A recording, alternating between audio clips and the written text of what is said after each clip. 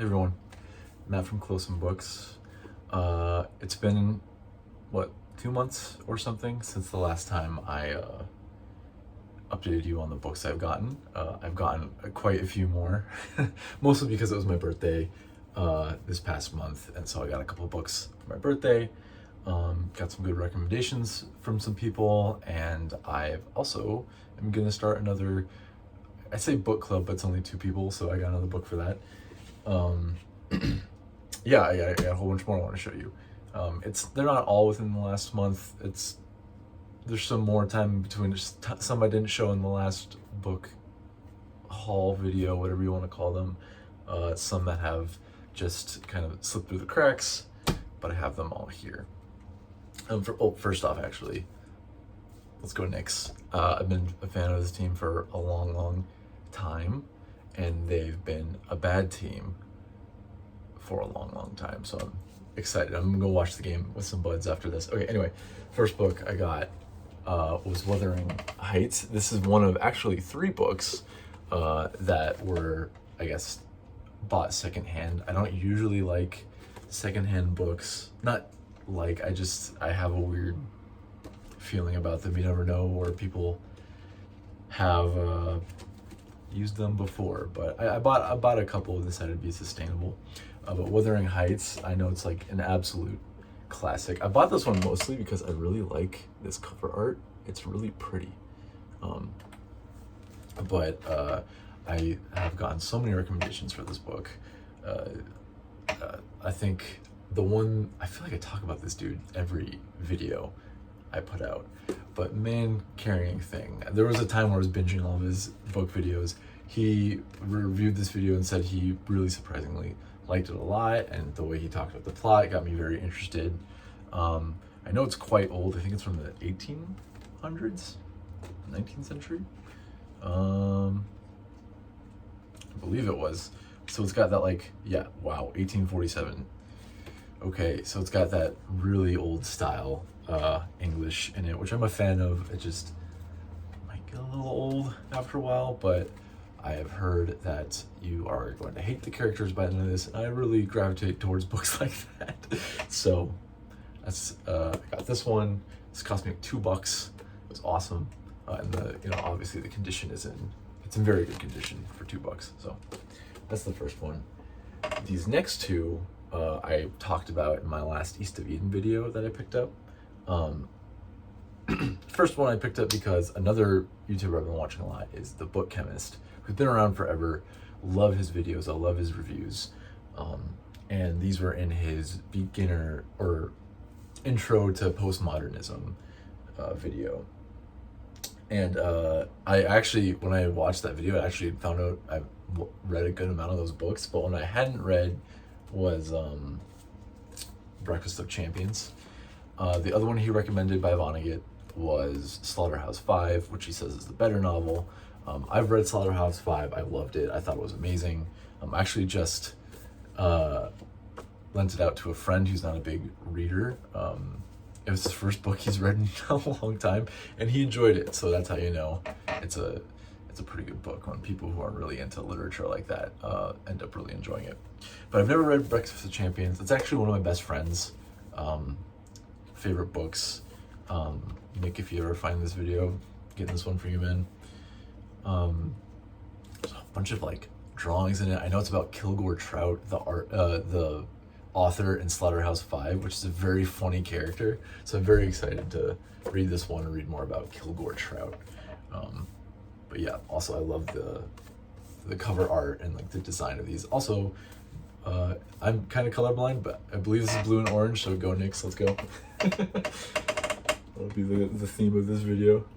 The next one, I've also mentioned that both Southern Gothic and modernism are the type of writing I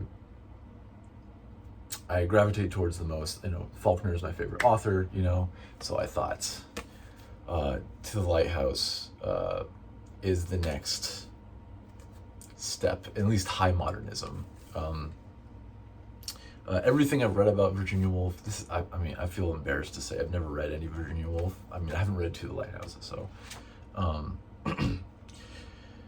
you know, I know it's considered a masterpiece, and masterpiece in like high modernism, um, and I've never gotten around to reading it before, and I really, really love this. I almost said cover art. What would you call this? Cover art, whatever. You know what I mean. I really love it.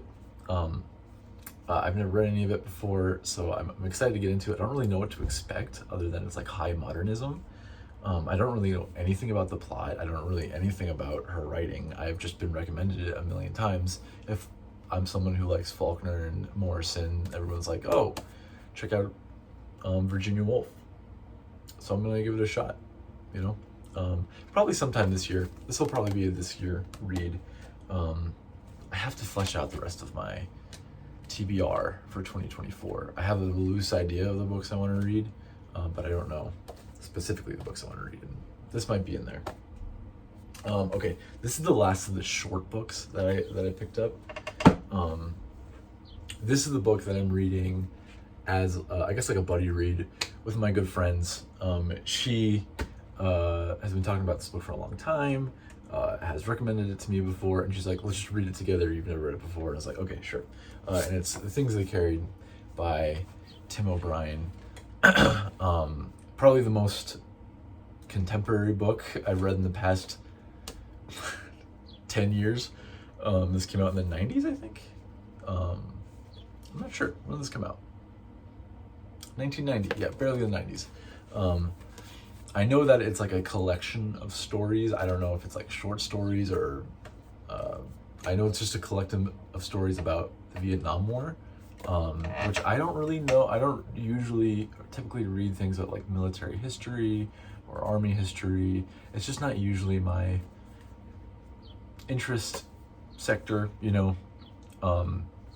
But you know, my friend, she really, really loves this book and has been really recommending it to me for a long time. I trust her opinions, so we're gonna read it together.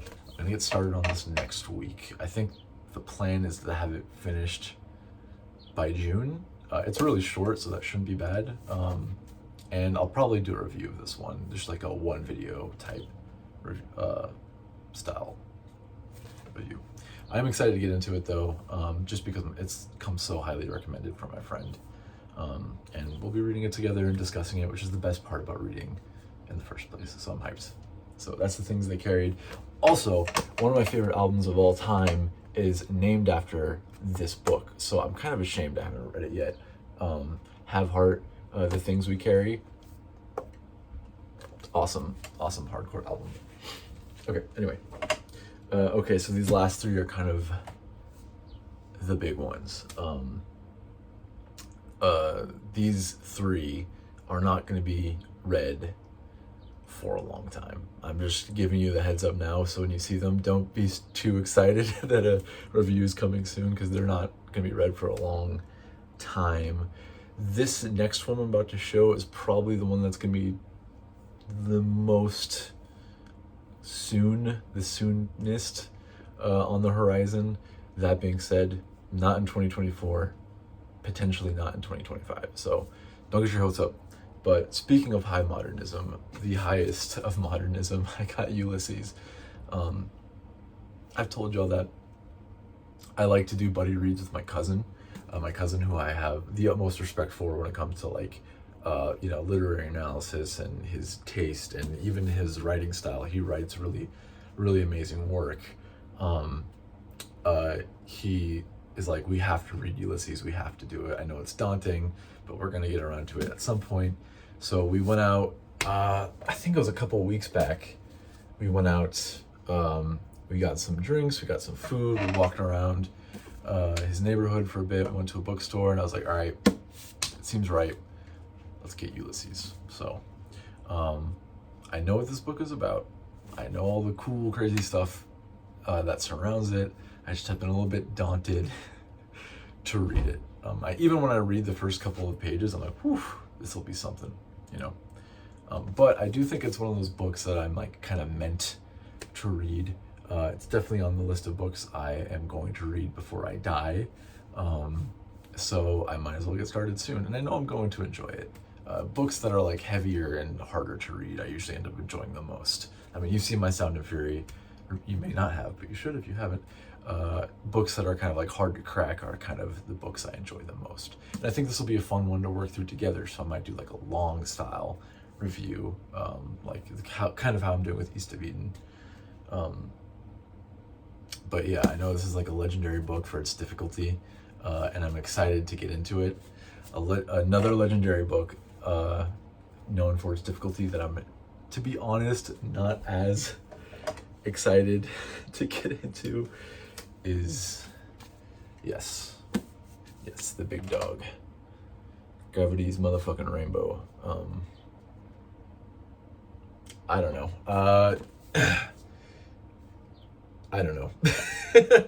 I've read the first 40 or so pages of this. I think the last time I went to Barnes & Noble, so a couple weeks back, I kind of sat down, I picked this book off the shelf, and I read it for like an hour. And I got through 30 pages in an hour, which is when I'm not like annotating the book, is about my speed. And I did enjoy it. I did think it was really fun to read. There's a lot of stuff going on. Definitely some of the most difficult writing I've ever encountered. Also very beautifully and very written and very fun.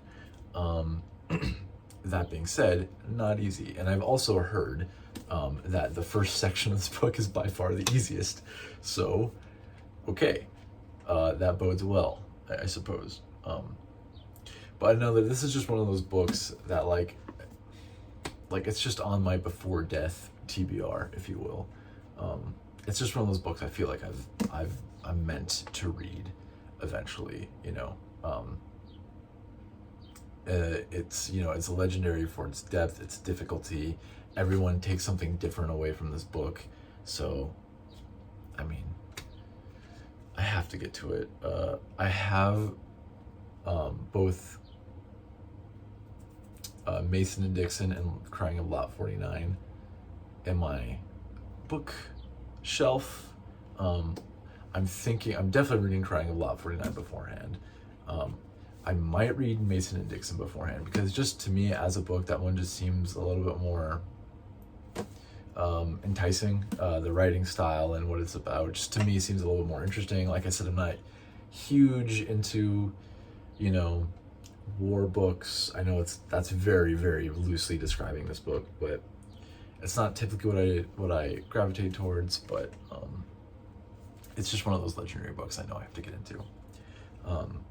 I've also heard for two things. One, by the book chemist, the guy I was telling you about before. Great videos. And the guy so this is a used book. I bought it at a used bookstore. He was like, if you haven't read this book yet, you should really read Inherent Vice before you read this. It's like a good starter Pynchon novel. So I will maybe do that. I don't know. The future for this book is very unclear. The only certainty about this book is that it will be read at some point. I don't know when that is. So, Gravity's Rainbow. I'll get around to it. I'm definitely reading Ulysses first, before this, by the way. Okay, the last book, not as big as the other two, but as you know, I've been reading East of Eden, and I've been very, very much enjoying it. I've been super, you know, the characters, the writing style, everything about it has been very alluring to me. So I picked up, this is a used copy of Grapes of Wrath. It's the 75th anniversary edition. Hasn't been read at all. I don't even think this thing has been opened before. I got it for $9. And on the inside cover it says 30, so pretty good deal. But I just love the cover art, like the original cover art for Grapes of Wrath. I just love it. And this is, you know, hardcover version with the deckled edges and the original cover art, except for this big sticker, which I'm not a huge fan of. But I picked this up because I saw it and I just couldn't resist. I just thought it was so pretty. I don't know, I'm not sure when I'll read it.